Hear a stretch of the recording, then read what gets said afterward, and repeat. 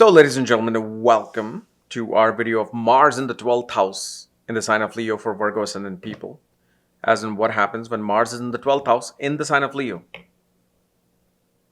for Virgo ascendant while it rules the 3rd and 8th house. And as always, if you do not know if you have this particular position, what sign it's in, what nakshatra it's in, along with all your astrological details, check out the links here, chaosastrology.com, where you'll find my books, reports, consultations, and link to my academy, Magavedic Astrology Academy. So, Mars in the 12th house in Leo. Okay, so very simple thing is that first of all, this particular individual will deal with lot of expenses either on behalf of younger brother and property. Now, how can that be understood? Meaning, if let's say the entire chart says that this person should go into land real estate related business, what happens in those particular, let's say a land developer, they have to get enormous loans. They have a lot of expenses where they make a building, make homes, and then they sell it. So it shows that he expenses, because 12th house is what? 12th house is expenses, investments, donations. Okay. Along with Guru's ashram, foreign lands. So this is where you have to understand how expenses can be incurred. Perhaps your younger brother wants to go to get education in foreign lands, which in this case it shows if you have a younger brother, they will go far away to attain their education. And especially your property and your younger brother's education or their settlement will happen in some form of a major capital in foreign lands or far away. So for example, let's say you're born in, Mumbai. And so what it shows, your younger brother can settle in New Delhi. Okay. Your projects may take place in New Delhi. Or if you're in Mumbai, you'll go to like the capital city in Bangalore. Especially, let's say, what is that? The tech city. I forgot the name of it. I know it's Bangalore, but there's another one, Gurgaon. It's like anywhere which is like a junction of something main happening. This is where these things will occur. Now, this doesn't mean that one will not have property. No, because Mars in the 12th house does not signify loss of property. What it can show is that settlement of property will take place in foreign lands. Now, unless, we see the position of Rahu and Jupiter in the birth chart, we can see that, okay, you will either not get ancestral property, or you'll sell your ancestral property. You'll give away your ancestral property. And then the other thing, especially because of the 8th lord being in the 12th house, causing Virprit Raj Yoga, sudden rise can come in, especially when it comes to dealing with investments in land, real estate. Donations become very big, especially if you have this Mars. I don't care where you're in the world, donating to Hanuman temple is very beneficial for one's health, for one's efforts to attaining fruits of their karma, because Mars is the 3rd lord of fruits of karma. And again, this may not even represent anything with education, but the thing is, because Mars rules the 3rd house of skills, and if there's no planet in the 3rd house, then Mars is showing that the skills will be connected with logic, statistics, consulting, counseling, especially in the tech field. And then the other thing we also see is that somebody in spouse's family will be either in working with government, or they will definitely be working in a big consulting firm, like one of the major consulting firms. On the other hand, as a Virgo ascendant, because Mars is in the 12th, we also see specifically now this Virgo ascendant person has strong desire for getting in relationships, because their energy kind of balances out through bed pleasures, because 12th house is also bed pleasures. So in order, and here's the thing, because 12th house is very important for marriage, Mars actually represents Mangal Sutra in terms of marriage. It's actually very important for this individual to, if let's say if other alignments are there in the planet, in your chart, that marriage is becoming very late. Okay, and this is not due to Mars. It would be due to other planets from Mars and from Venus that we'll have to see. But it shows that just going to Hanuman temple, especially from southern direction, will start fulfilling your bed pleasures. And 12th house again is also connected with the marriage because it's the pending karma of marriage. And especially you will see, if you have a younger brother, when they travel to foreign lands, when they travel far away, somehow your relationship area becomes active or your bed pleasure area becomes active.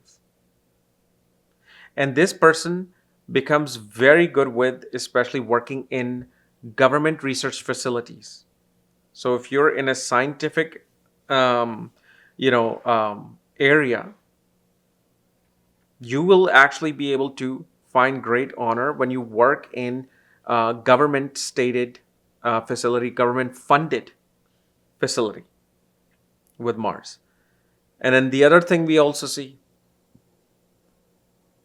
this is a very strong position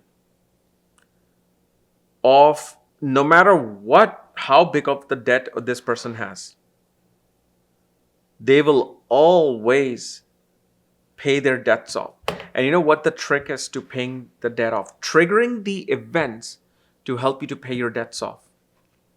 Go attend a conference.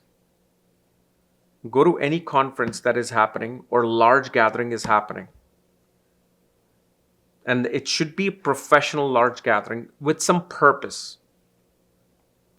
When you go to those conferences, somehow right after that, depending upon the degree of Mars, in that many days or weeks, suddenly solutions start to come in for you to start paying your debts off.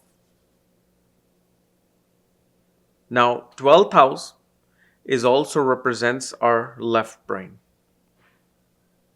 And this becomes a very important thing to understand, is that if this person starts to meditate, okay, if this person meditates, they'll have a hardest time meditating.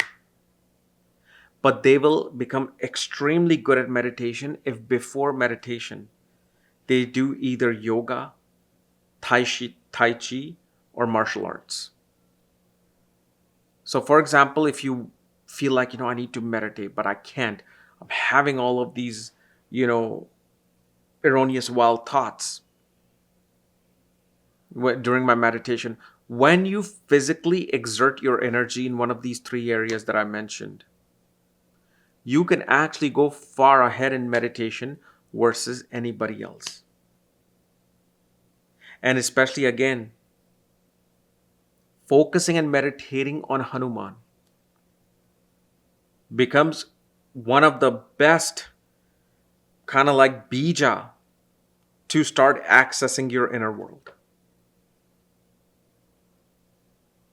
Now, one thing you also need to understand with Mars and Leo, never make any promises to younger brother, a male friend, okay, or a male colleague, unless you know you're going to fulfill that promise.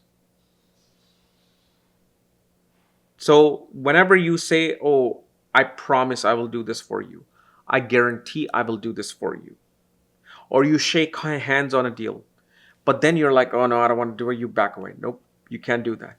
Because now you're setting up yourself for bigger karma in future lives, or you're even especially weakening your Mars in this particular life. So how can you go around this? That doesn't mean that you can never say anything to anyone. No, if you're going to say something like, oh, I promise if this happens, if you get me a job here, I will do this for you. And they do that. Instead of saying, I promise, say, listen, if you get me this job, I'm going to try my best to help you with this thing to the best of my ability. If God allows, it'll happen. If it doesn't, but I'm just letting you know. So in that case, you're not using certain keywords that are saying that, oh yeah, this is going to be fulfilled. Unless, and I'm not saying that you cannot say these things. You can, if you just know you're going to do it. Let's say you have a young nephew, male nephew, and you tell this nephew that, hey, if you get straight A's, I'm going to take you to a cricket match. I promise you. You can do that. Just take them. Don't be like, once they get straight A's, and you're like, oh yeah, I'm busy, I have this, I'll try to see, and then you just keep delaying it. No, if you have done that, the least you can do, get them a ticket so they can go. This is something you have to understand with the sign of Leo, because Leo is connected with the king. And back in the days when king gave its word, it was literally taken as a signature. That's how it was. So if a king says, I'm going to do this, so people knew it was going to happen. Nowadays, don't look at politicians and prime ministers and presidents as the kingly thing. No, they're like the lowest version of that. And I'm talking about good kings, not like the ones that we know through recent history that were bad. I'm talking about the original in the right time period, because that's where the origination of Leo happened. And of course, because of Mars and Leo, very strong, pending karma with the ancestral property will be there. Meaning you will have to deal with certain either administrative paperwork, something related to ancestral property in your life. Okay.